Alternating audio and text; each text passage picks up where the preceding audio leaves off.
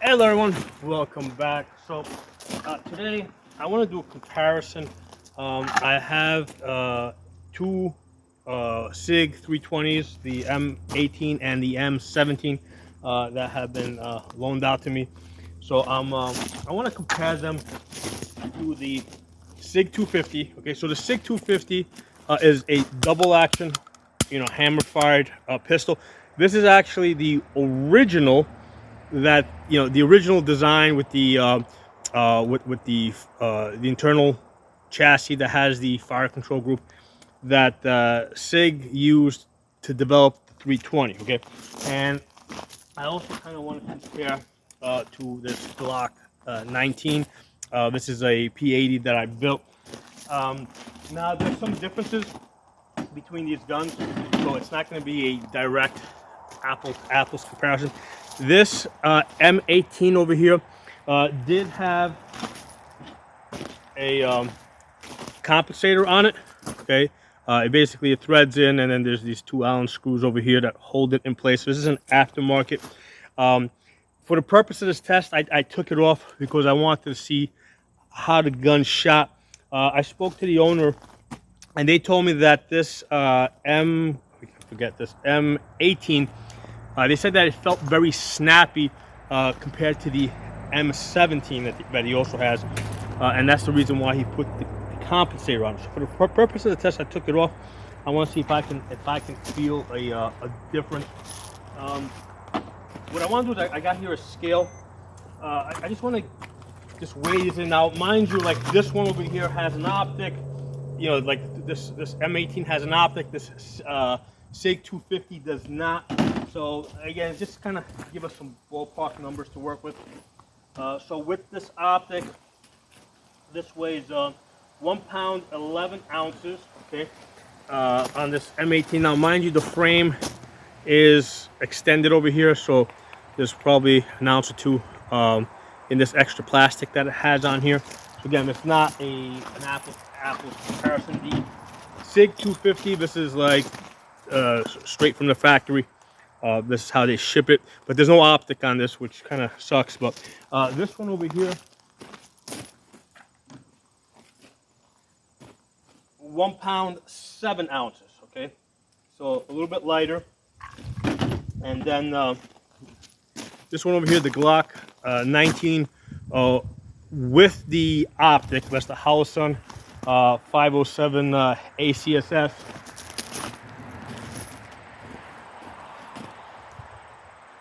1 pound 5.5 ounces. Right. So even with the optic, this Glock 19 is just a tad bit lighter than the rest of them. Okay. So what I want to do is I'm just gonna put my ears on. I normally shoot right-handed. I'm going to put the gun in my left hand and shoot one-handed, so I can get a better sense of, because a lot of times when you do that, you get a better sense of how much the gun kicks. So that's a way that I use to test guns. Okay. So lock this gun open. So again, I'm putting this in my left hand, and I'm shooting this one-handed to get a sense of how this thing is gonna be recoil.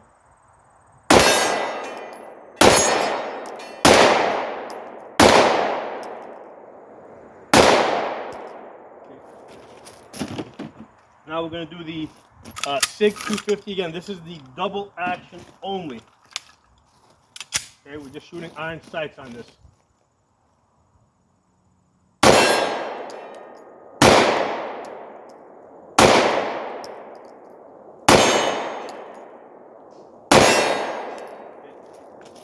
So with this one over here, you got a very long trigger pull. Every time you fire this, that hammer comes all the way back, goes all the way forward. And let's shoot the Glock 19.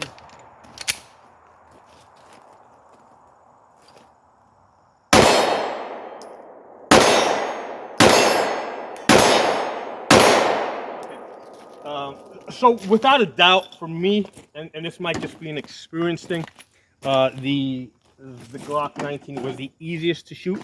But again, I've got a ton more experience shooting the Glock 19 versus either the 250 or this SIG M18.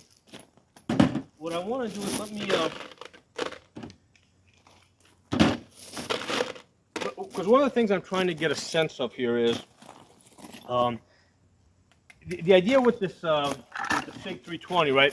They designed this gun to have a competition trigger, right? That was like kind of like the goal of this, right? They wanted to build a military / self-defense gun that had a competition trigger, and it's debatable whether or not that's a good idea.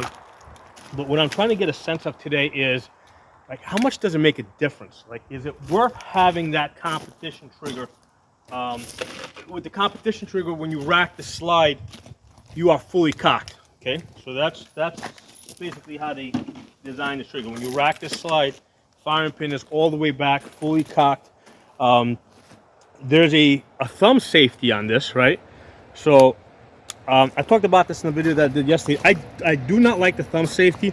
The issue that I have with this thumb safety is that it's very easy for your thumb to like slip off of it. And it's, as far as getting it on, it takes a bit of effort to push it up. It really bites into your thumb over there. Taking it off is a lot easier than putting it on. The first time I tried this SIG with the thumb safety, some 3-4 years ago, I didn't like it then. I didn't understand at the time that this was a fully cocking gun. So at the time I said, what, because the person that had it, they said that they decided, because they had an option, they could have got it with the thumb safety, without the thumb safety. They got it with the thumb safety. My thought was, why the hell would you get it with a thumb safety? Why don't you just get it like the Glock, which doesn't have a thumb safety, and the holster is the safety mechanism. I didn't understand at the time. I didn't know that the SIG 320 fully cocks. Okay, so knowing that information now, yeah, I think if I'm gonna have a SIG 320, I want it with a thumb safety with a thumb safety on it, since the gun fully cocks. The thing with the thumb safety though, it's basically a trigger block. Doesn't block the sear, doesn't block the firing pin. So it's debatable as to how if that's good enough. Okay, that's debatable. With the Glock, okay, they give you the trigger safety here. The SIG does not have a trigger safety, right? They give you that straight trigger. Okay, now me shooting it as somebody that's used to Glocks, this straight trigger to me felt a little weird, a little uncomfortable. That's probably just a me issue. Me, with me being used to a Glock trigger or a curved trigger, because on all of my ARs I got curved triggers. I don't have any straight triggers. So that's more probably a familiarity issue. However, the Glock has the trigger safety. The SIG 320 does not. A few years ago, there was an issue with the SIGs getting dropped on their asses, and the trigger having enough mass to actually set the gun off. And I think they corrected that by creating by giving it a lighter trigger that had less mass. If it had a trigger safety, that wouldn't have been an issue, right? Because this gun over here, given that it has a trigger safety, it doesn't matter. It's not going to move back unless that's deactivated. Okay. So the other thing is with the Glock, it is partially cocked when you rack the slide. It is not all the way back. Now, I up until like a couple of weeks ago, I believed that a partially cocked Glock could not set off a primer. Okay. A few people said that that's incorrect. I plan to test that out myself. I did see somebody that did a test video, but they tested it outside of the gun.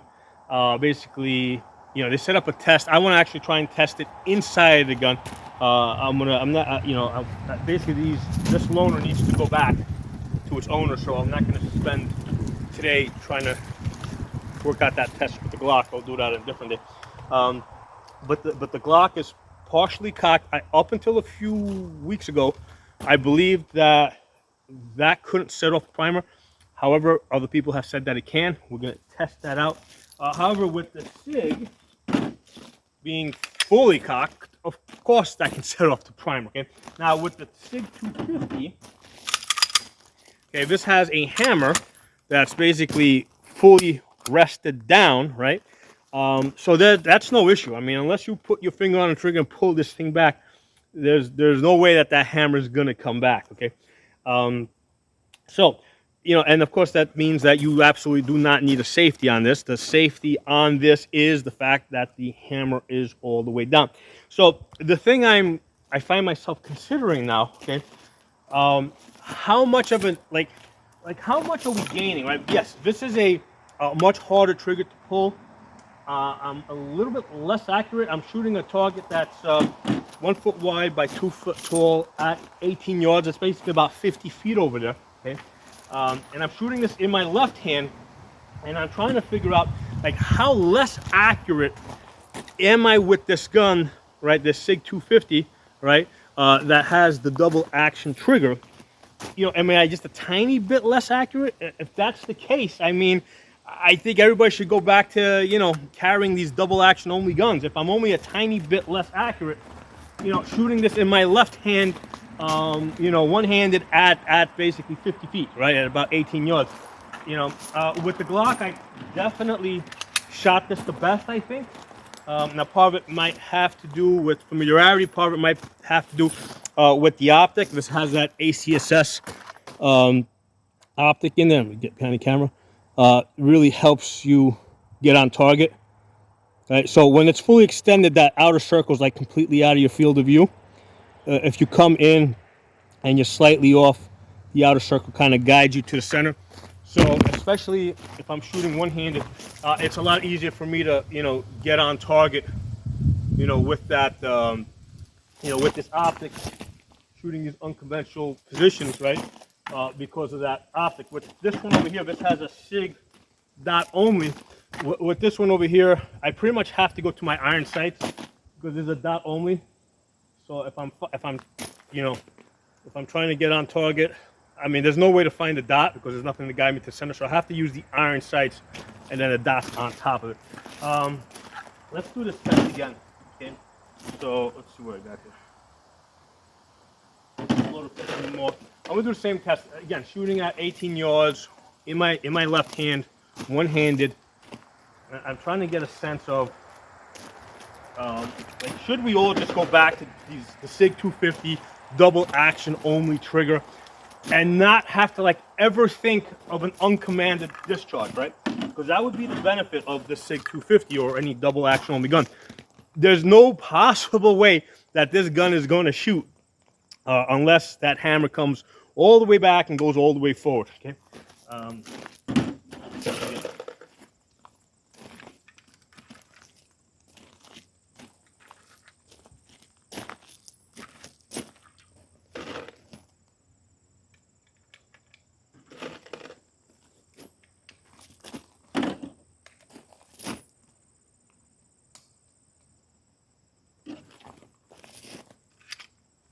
Actually, this has good thing about this SIG 320 M18.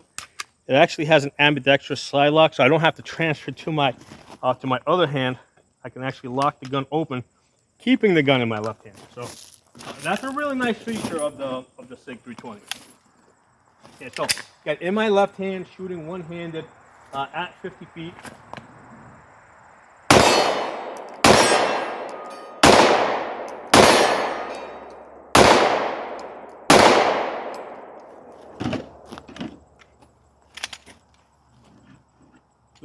Then we'll do the Glock 19. Oh, I put the wrong maggot. I had these guys backwards. I changed the position on the table.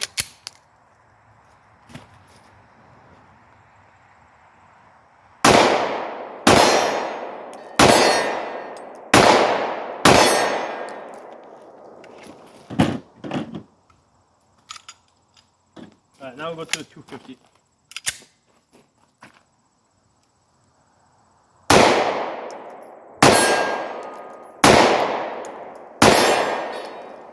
I mean, there's no doubt, there's no question that double action only is harder to shoot.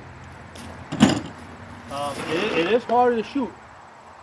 Again, I'm shooting at 50 feet, right? I'm still getting decent hits. I'm not landing every single hit, but I'm getting decent hits. But my gut reaction, like my thinking is, you know what? The additional accuracy that you would get out of a lighter trigger, like either the 6320 or even the Glock trigger. And this trigger on this gun is like one of those budget packs, right, from KM Tactical. The entire lower group was like something like $30. The entire lower parts kit, $30, and then the slide parts kit was, I think, was like another $30 to $35.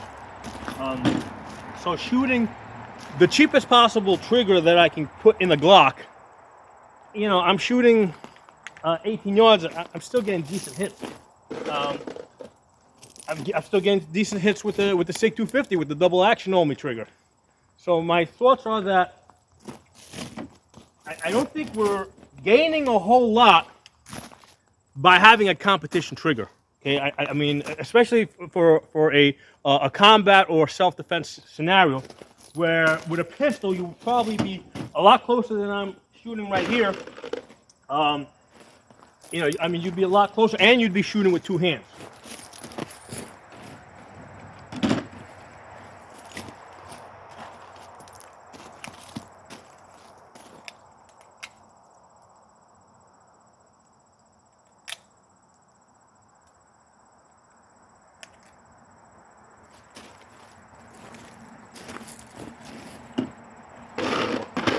Try to get a string off. I'm going to shoot now with two hands. I'm going to shoot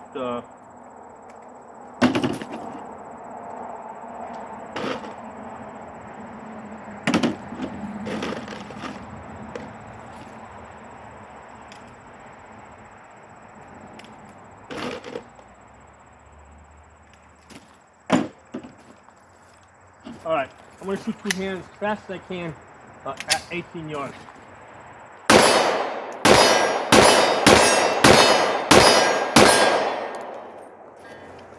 Good luck. I got the right bag this time.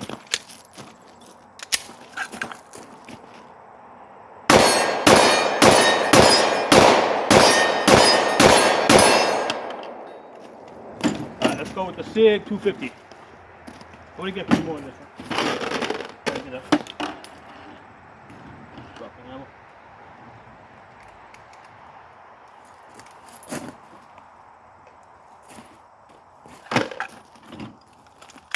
Okay, SIG 250, iron sights only here.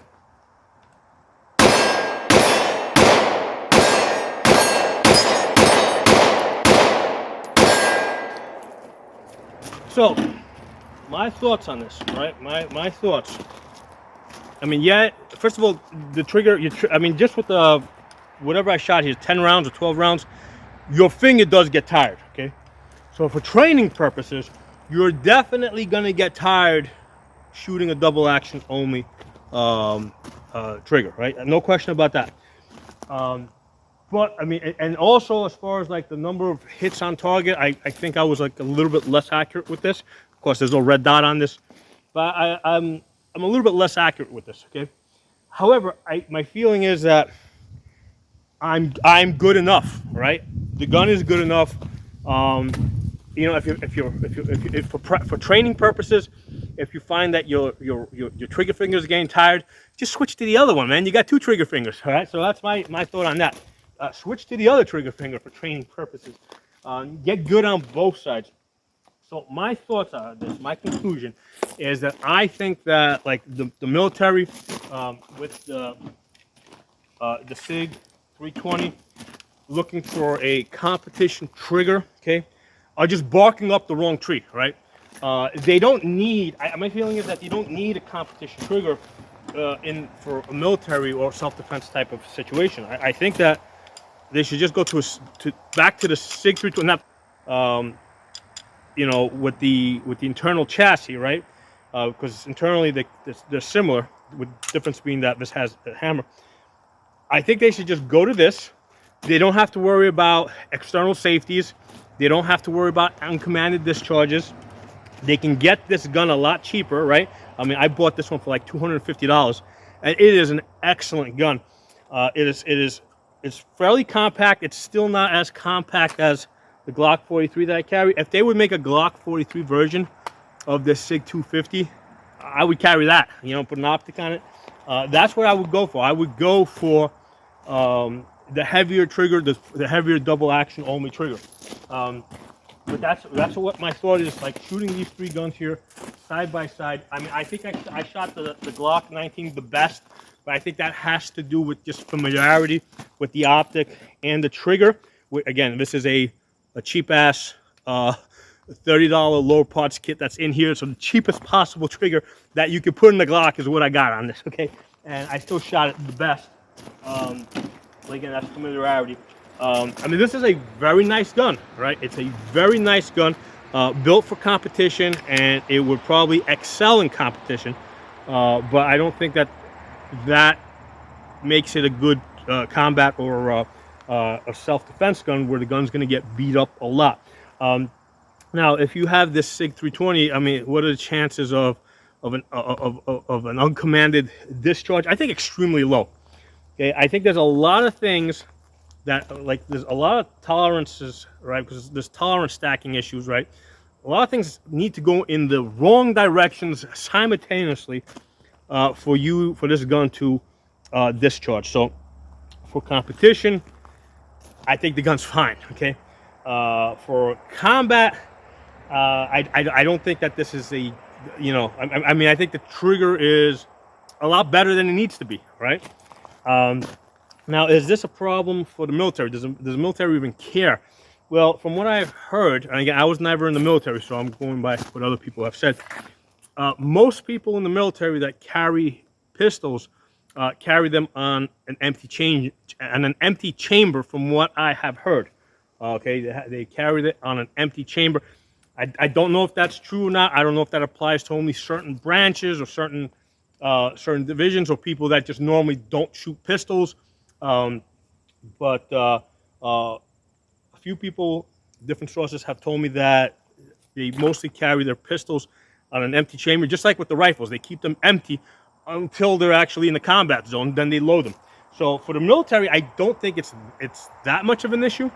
I think it's a really big issue for SIG in terms of, I think that they pretty much sold these SIGs to the military at cost or below cost, so that so that they can get the sales in the civilian market, right? Because when the military adopted the M18 and the M17, a lot of people jumped on, like, oh, gotta buy it. The only reason I didn't buy it because I didn't want to spend like $700-800 on this when I have so many of these P80s that I built. I'm like, guns are very similar. Like, I'm not spending that much money on it.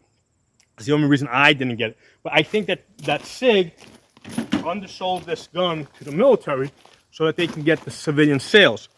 And with all this commotion that's happening in the news, whether it's right or wrong or correct or incorrect, because it may turn out that, hey, this accidental discharge was a user error. Like, even if it turns out to be a user error, there's just so much bad publicity out there that I don't think SIG is going to continue to get the sales in the private market that they were, or in the civilian market that they were hoping to get. So I think this is going to end up hurting SIG in the long run, which is unfortunate, because you know that gun controllers are like jumping up and down for joy right now. They're actually, they're actually out there advertising how unsafe these SIGs are, these SIG 320s. So they're definitely trying to feed off of this. So yeah, and it may turn out that maybe it's not the gun's fault. I don't know.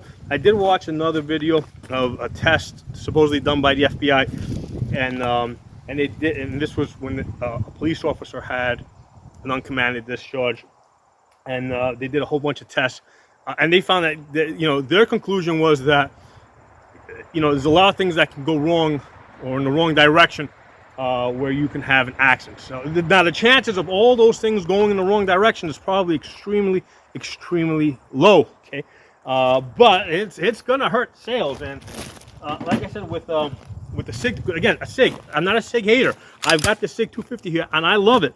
I think that this is the gun that the military should adopt. I think that this is the gun that that police should use. because it's hammered down. Yeah, it's a long, hard pull on the trigger, but for the type of shooting that we're talking about in combat or self-defense with a pistol, right? Because your pistols, your oh shit gun, my rifle stopped working. Or it's like, in the case of police officers, it's like usually really close. You know, like they're not even using their iron sights or their optics or whatever they got. I mean, they're just point shooting, right? So at that distance, having a competition trigger is just not an issue. So this is the gun. The SIG 250 is the gun that I think that they should go with. Let me do this. Let me lock this gun open. I want to take out the chassis and do a quick comparison.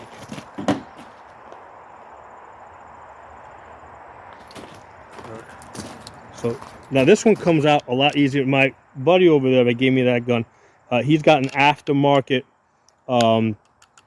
slide takedown lever, and his was, you know, it's got the gas pedal on it. That one comes out, that's a lot tougher to get out. This one comes out really, really easy. Now the first time I kind of looked at this, let's get this guy out. Oh, let me put this down. Now this is the double action only trigger, so that trigger wants to be forward, so that kind of makes it a little bit harder to get it out. I remember having this problem, and this is not something I do often.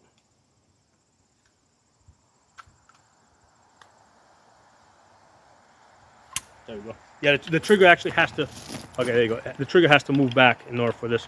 So the first time I looked at this, and this was my first time looking at this chassis, I think I looked at this, I looked at that spring there, and I'm like, that looks like something that's going to catch and break. So this thing kind of turned me off, the way this spring is sitting there. So I want to take apart the on that side.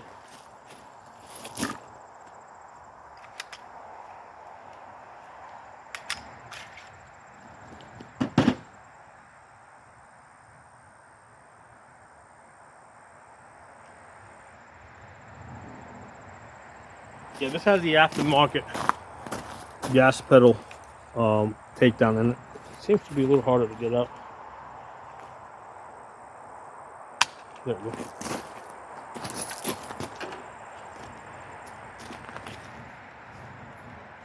Yeah, this comes out a lot easier because of that, the flat trigger.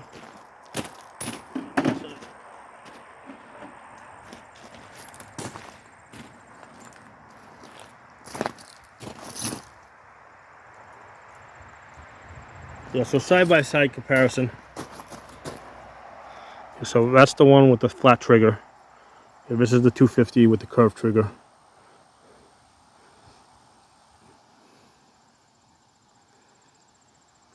Yeah, I had a feel, like I was just going on memory. I thought that this one was a little bit lighter, and I can see over here, like on the side, how it is cut a little bit lighter, whereas the 320 seems like it's a little bit fatter. Yeah, just a tiny bit, and not it's an insignificant difference.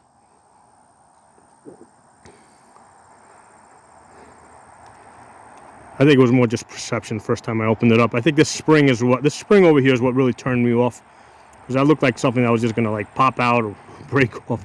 I just didn't like the way it was hanging there. But I think this is a genius design. There's your hammer there. I think this is a genius design. I think that I would like to see SIG continue to develop this. You know, improve upon this. I mean, I really hope that they're not pushed out of business because of this, what's going on in the news right now. Because I do like the innovation of this. So actually, I want to do this. Let's do this for a second. Let's get you back out. I want to put it in this frame over here, right? So this frame, I think, takes SIG. Takes the 365 magazines. Let's put it in here. Let's do the same test, shooting it one-handed. Let's put that in there. Nope. Gotta put the takedown gas pedal in it.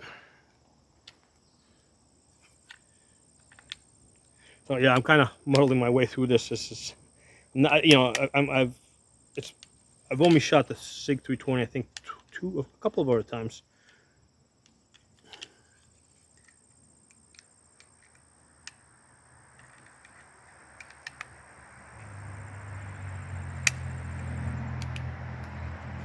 So, you know, that's how you can be absolutely sure that my videos are not paid commercials, you know, because nobody's going to pay me to muddle my way through videos like this.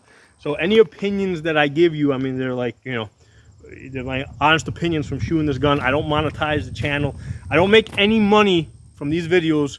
The only way I make money is by actually training people in person. You know, that's how I make money. Let's get back down here.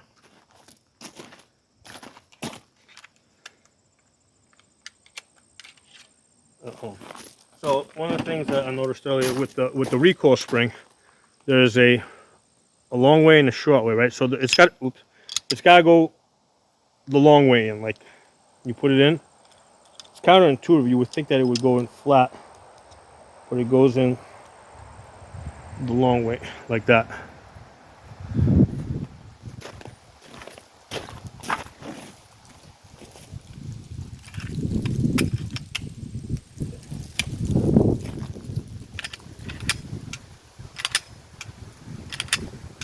Let's weigh this guy.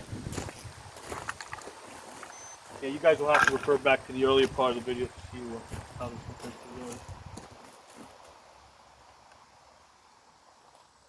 So 1 pound, 8 ounces. 1 pound, 8 ounces. Let me see something. Yeah, the Glock 19 is still lighter. I mean, that comes in at, you know, 1 pound, like 5.5 ounces.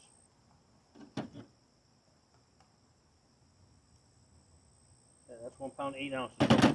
So this 320, even with the smaller frame, it's still like a tad bit heavier.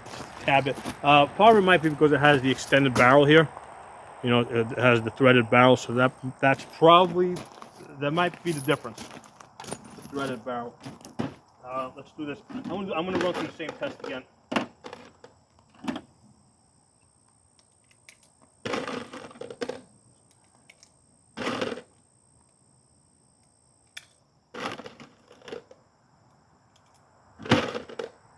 Okay, so this is for the SIG. This mag is the SIG 220. Oh, let me see the SIG 250 rather. I keep getting the numbers backwards. This is SIG 250. So with this, you gotta put the back end for. You gotta push. So you gotta kind of put the trigger in there and kind of slide it forward a little bit in order to get the back end in. Okay, and then it'll go down to place. Yeah, it's been a really long time since I took this apart. So, takedown lever is really nice on this one. I mean, I like the gas pedal one on the other one as a thumb rest, but yeah, it takes a little bit more effort to get it in there.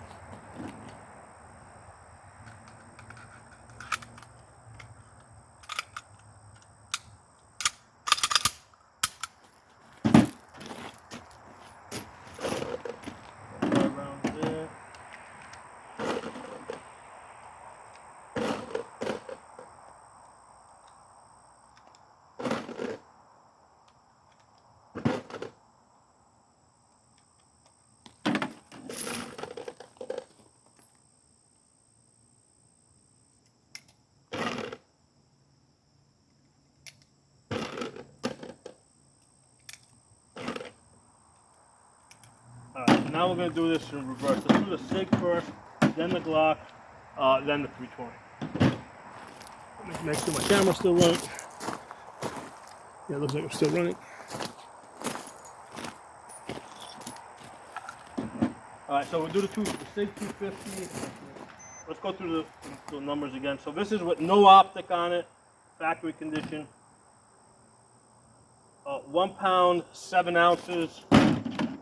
Glock 19 with the optic, 1 pound, 5.5 ounces, and the SIG 320 with the 365 lower frame,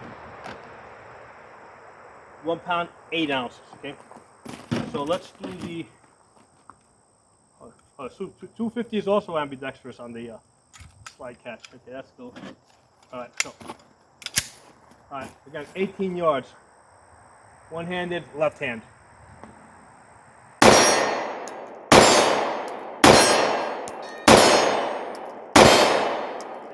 That was 5 shots in my left hand at 50 feet. Okay, 5 out of 5.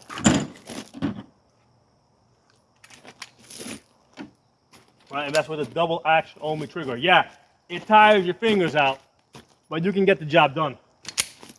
All right, now there's the Glock 19.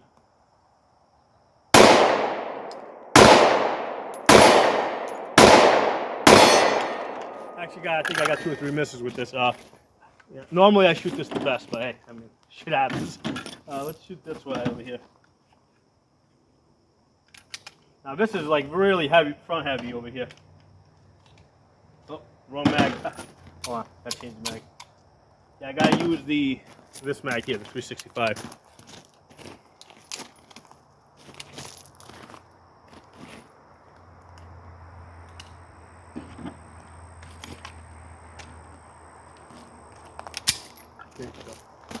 Okay, look at this gun. All right, so we got 50 feet, 18 yards, left hand.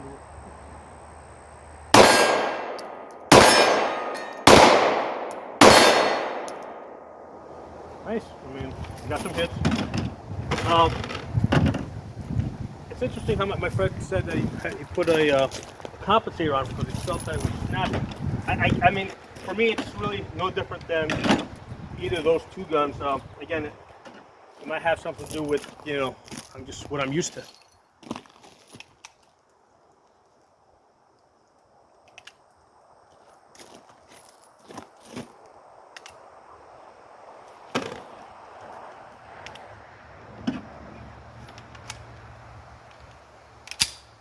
Do this again. Same deal. 50 feet.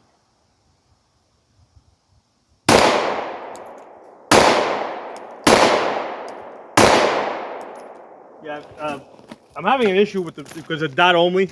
I pretty much have to go to my iron sights to get on target. The smaller grip seems to also be a little bit of an issue. I mean, I definitely shot it better in the larger frame. Let's do this.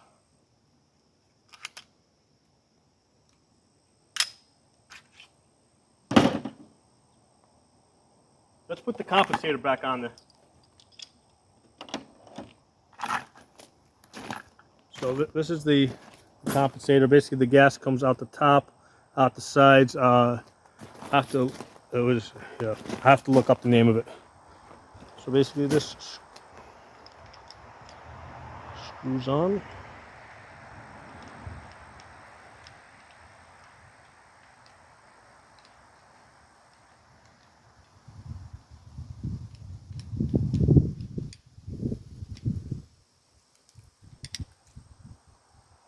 So this has to be timed because if you go too far, it's going to be too tight. So that gotta get timed right there, and then you use the Allen, these Allen screws to get in place and get the Allen key.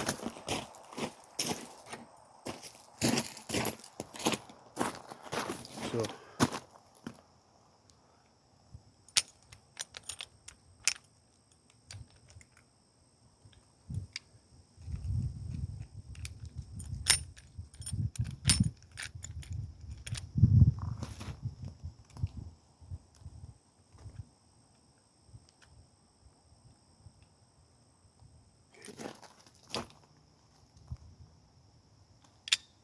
there we go.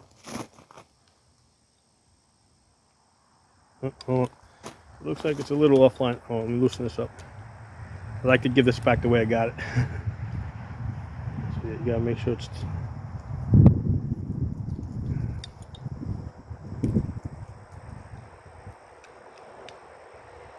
Okay, there you go. Now it's perfectly timed.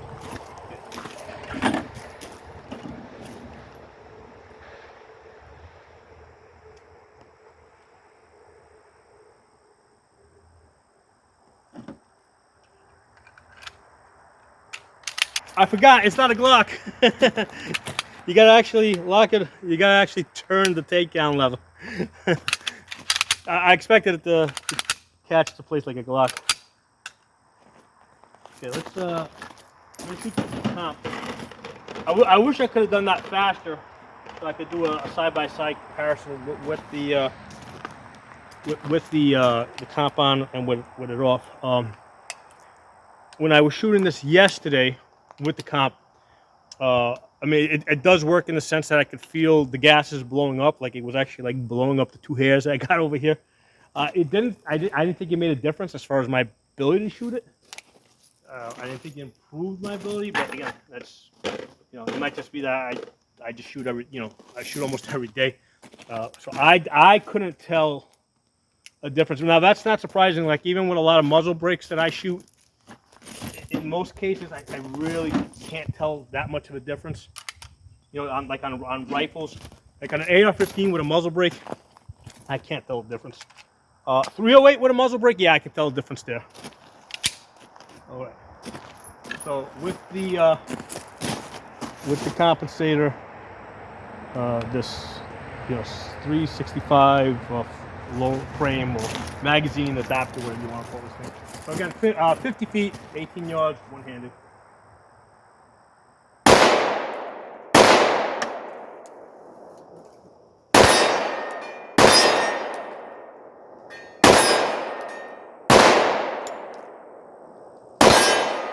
Yeah, I was having more of a hard time, like, because obviously shooting this one-handed, it's gonna come off target. So finding that dot is a little bit harder when you got a dot only, right? Because this one over here has got the dot only. So I pretty much gotta go back to my iron sights every time, versus like my Glock 19 over here with the ACSS. That's got that big outer circle. So with this, if I come off target, it's a lot easier to find that arrow or that chevron in the center.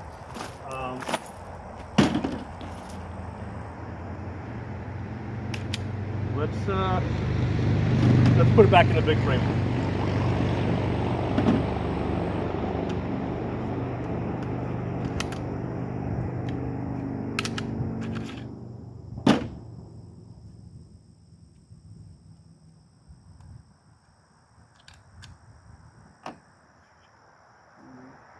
Chassis out.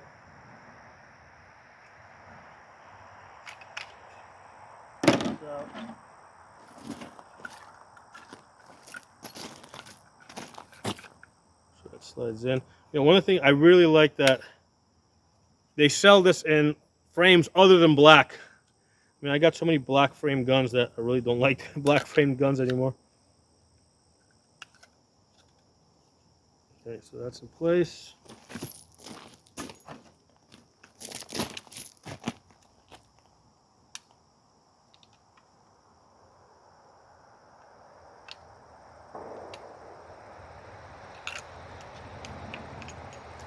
So there's an angle on this thing. You gotta match up the angle.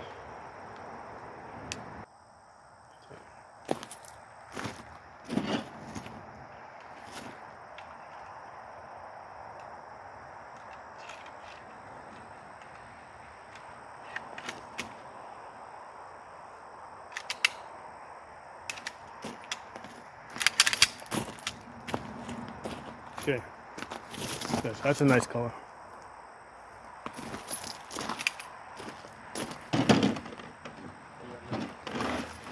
No fly around this.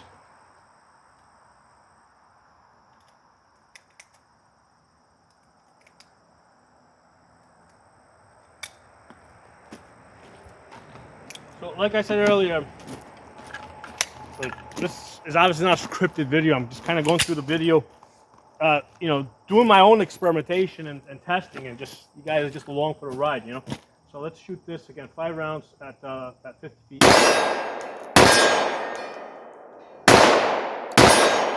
Yeah, obviously much easier to shoot with the larger frame.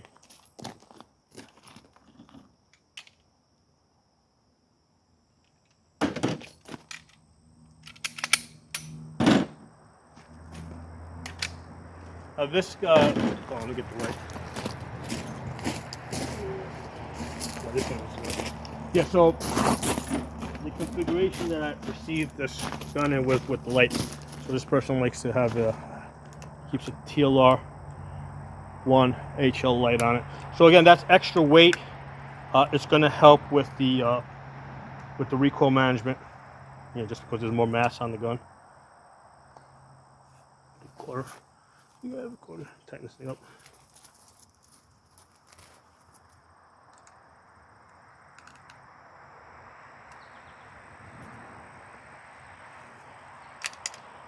Also, the holster that he keeps it in basically is a light-bearing holster, so that indexes to the light, so he pretty much has to keep the light on for that Safari holster. Actually, let me show you guys the holster.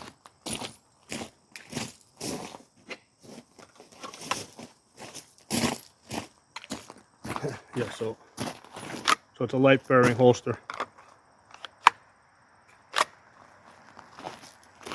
That's fine. Another 5 rounds with the light on.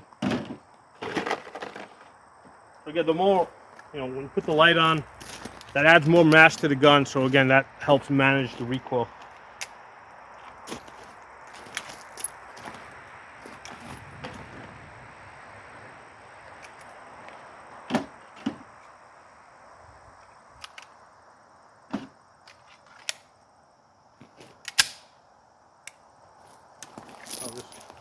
Getting that safety on it's a bit of work.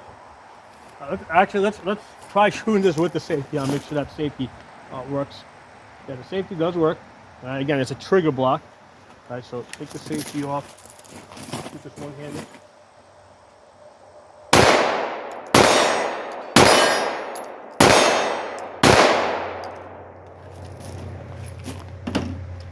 So my overall opinion of the SIG 320 is I really like the gun. I like the innovation. I like the internal design. I think it can be improved upon in terms of the safety features. Some people have said that the firing pin block opens up too soon, right? Basically, when you pick up that take up is what opens up the firing pin block. I would prefer, well, here's the thing. Once you do that take up, I mean, there's very little travel after that. But people have commented that the firing pin block opens up too early.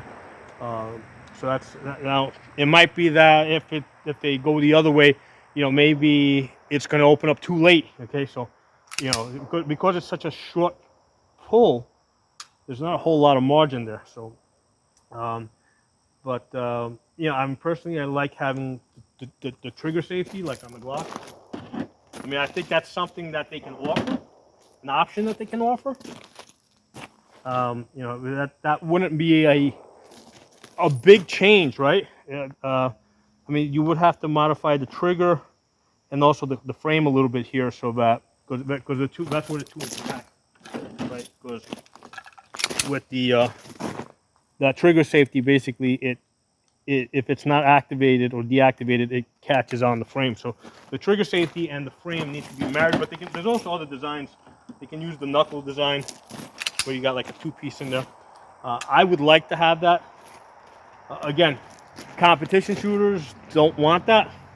So I think it kind of comes down to a competition gun and a self-defense gun versus self-defense / combat gun. I think that